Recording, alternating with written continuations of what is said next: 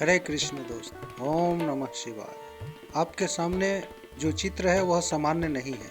इसमें पिता, माता तथा दो पुत्र, यह भगवान शिव के परिवार का चित्र है। ये पर्वत पर अपनी पत्नी यानी हिमालय की पुत्री पार्वती जी तथा अपने दो पुत्रों गणेश अर्थात गजानन एवं भालाधारी कार्तिकेय जी के साथ विराजमान है। हिंदू धर्म या हिंदुत्व से अपरिचित व्यक्ति के लिए यह चित्र अजीब हो सकता है।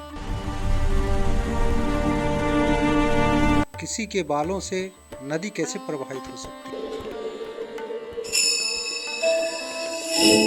किसी के हाथी का सिर तथा 4 हाथ कैसे हो सकते? कोई मोर पर सवार कैसे हो सकता है? इनसे ईश्वर का प्रतिपादन कैसे हो सकता है? भला इतने सारे भगवान कैसे हो सकते हैं? परंतु हिंदू इन धारणाओं को सहज रूप में लेते हैं, क्योंकि वे इन्हीं चित्रों व मूर्तियों को देखकर पलते बढ़ते हैं। इन्हें समझने के लिए उन्हें तर्क का सहारा नहीं लेना पड़ता। ये विचार पीढ़ी दर पीढ़ी चले आ रहे हैं। इनके जरिए हिंदू देवत्व की धारणा से परिचित होते हैं। हिंदू धर्म में देवत्व की धारणा अद्भुत है। यह वनस्पति जगत से पशु जगत तथा मानव जगत तक फैली है। वह एक ही विचार या मत में नहीं सिमटी है। यहाँ अनेक देवी देवता हैं। ये सभी ईश्वर के अलग अलग अंश या रूप हैं। इस धारणा या विश्वास को इस कहानी से अधिक स्पष्ट किया जा सकता है। एक दिन जब शिव परिवार एक साथ बैठे थे, वहाँ मुनिवर नारद जी आए। नारद जी जहाँ भी जाते थे वहीं कुछ न कुछ परेशानी खड़ी कर देते थे। नारद जी ने कहा, आपके श्रेष्ठतर पुत्र के लिए मेरे पास एक आम है। भगवान शिव ने अपनी पत्नी पार्वती जी की ओर मुड़कर देखा। मैं यह फैसला कैसे करूँगा? आइए प्रतियोगिता का आयोजन करते हैं। पार्वती जी ने कहा, यह आम उसे मिलेगा जो 3 बार विश्व की परिक्रमा करके पहले लौटेगा। ऐसा ही करते हैं, भगवान शिव ने कहा। कार्तिकेय तत्काल मोर पर सवार होकर आकाश की ओर बढ़ने लगे। उन्होंने संकल्प लिया कि वे विश्व की सबसे पहले परिक्रमा पूरी कर लेंगे। लेकिन गणेश जी हिले तक नहीं। वे अपने माता पिता के साथ बैठे रहे और चूहे से खेलते रहे। कार्तिकेय ने विश्व की एक परिक्रमा लगाई, फिर दूसरी, और आश्चर्य, गणेश जी क्या करते रहे? गणेश जी टस से मस नहीं हुए। जब कार्तिकेय जी तीसरा और अंतिम चक्कर पूरा करने जा रहे थे, गणेश जी खड़े हो गए और अपने माँ बाप के 3 चक्कर लगाए और घोषित कर दिया, मैं जीत गया। आप कैसे जीत गए? कार्तिकेय जी ने कहा, मैंने विश्व की 3 बार परिक्रमा की। आपने तो माता पिता को ही प्रदक्षिणा ली है। यह सत्य नहीं है। आपने विश्व का चक्कर लगाया। आपने विश्व का चक्कर लगाया। मैंने अपने विश्व का चक्कर लगाया। बताए कौन सा विश्व? जगत महत्वपूर्ण या सारगर्भित है?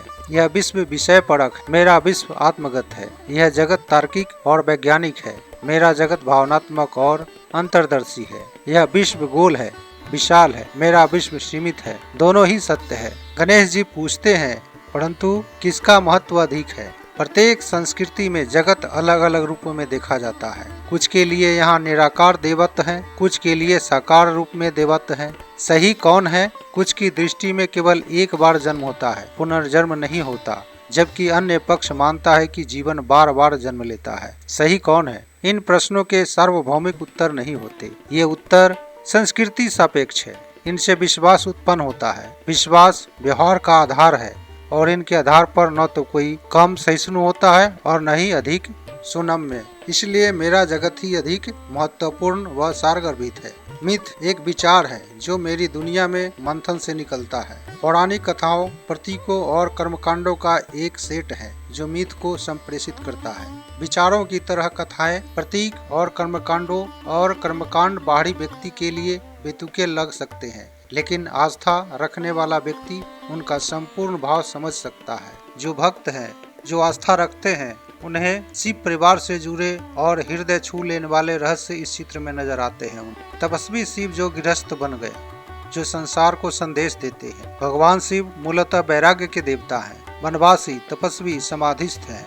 लेकिन जब वे माता पार्वती से विवाह करके गृहस्थ बने, तब दुनिया को एक अनमोल संदेश दिया। धर्म का मार्ग सिर्फ जंगलों में नहीं, घर परिवार में भी चलता है। गृहस्थ होना भी आध्यात्मिक का सुंदर रूप है और शिव जी इसका सर्वोत्तम उदाहरण है।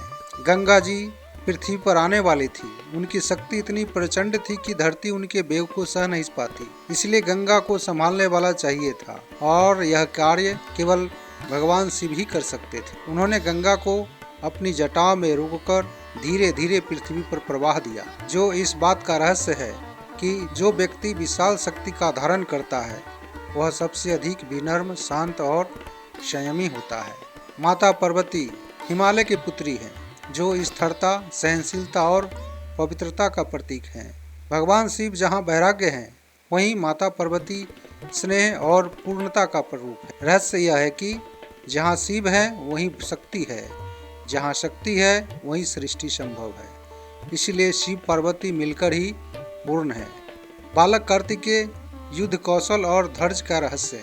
युद्ध कौशल और धैर्य का रहस्य। कार्तिकेय अर्थात स्कंद देवताओं के सेनापति है, बहादुरी, साहस और नेतृत्व का रूप है। पर उनका असली रहस्य यह है कि वे क्रोध नहीं करते बल्कि धैर्य से जीतते हैं। युद्ध में सबसे बड़ा हथियार मन का संयम होता है और कार्तिकेय इसका प्रतीक है। कार्तिकेय का वाहन मोर है, अर्थात अहंकार पर नियंत्रण। मोर सुंदर है, आकर्षक है, लेकिन वह अहंकार और उतार चढ़ाव का प्रतीक भी है। कार्तिकेय के पैर मोर पर रखे जाते हैं, जो यह संदेश देते हैं वीर वही है जो अपने अहंकार पर विजय पाले। हाथी के सिर वाले गणेश, जो विनम्रता और बुद्धि का रहस्य है। गणेश जी का हाथी सिर हमें दो गहरे संदेश देता है। हाथी की बुद्धि और स्मरण शक्ति, जीवन के हर अनुभव को सीख में बदलो। हाथी की नम्रता, बड़े बनकर भी विनम्र रहो। और उनका विशाल पेट सिखाता है दुख सुख को धैर्य से अपने भीतर संभालो। गणेश जी का वाहन मूषक मन पर नियंत्रण का रहस्य है। चूहा तेज, चंचल और लालच का प्रतीक है, लेकिन गणेश जी उसी पर सवार है। इसका अर्थ है मन लाख चंचल हो, जब बुद्धि मजबूत हो तो मन आपका दास बन जाता है। मूषक अहंकार, भय और इच्छा का प्रतीक है और गणेश जी उसे बस में रखते हैं। भगवान शिव का वाहन नंदी, जो भक्ति का सबसे सुंदर प्रतीक है। नंदी सिर्फ बैल नहीं, वे शिव के सबसे महान भक्त हैं। शिव के हर आदेश को वे बिना बोले समझ लेते हैं। उनकी स्थिरता, वफादारी और श्रद्धा ध्यान की स्थिति का प्रतीक है। सच्ची भक्ति वही है जो शांत, स्थिर और समर्पित हो। नंदी का शिव के सामने बैठना हमारे लिए संदेश है। सच्चा भक्त सदैव अपने ईश्वर की प्रतीक्षा में स्थिर रहता है। शिव परिवार का सबसे बड़ा रहस्य संपूर्ण जीवन का झलक है। इस एक चित्र में पूरा जीवन छिपा है। शिव वैराग्य और ज्ञान के प्रतीक है। माता पार्वती प्रेम और शक्ति की प्रतीक है। गणेश जी बुद्धि और सफलता के प्रतीक है। कार्तिकेय वीरता और संयम के प्रतीक है। नंदी भक्ति भावना के प्रतीक है। मूषक मन पर नियंत्रण का प्रतीक है। मोर अहंकार पर विजय का प्रतीक है।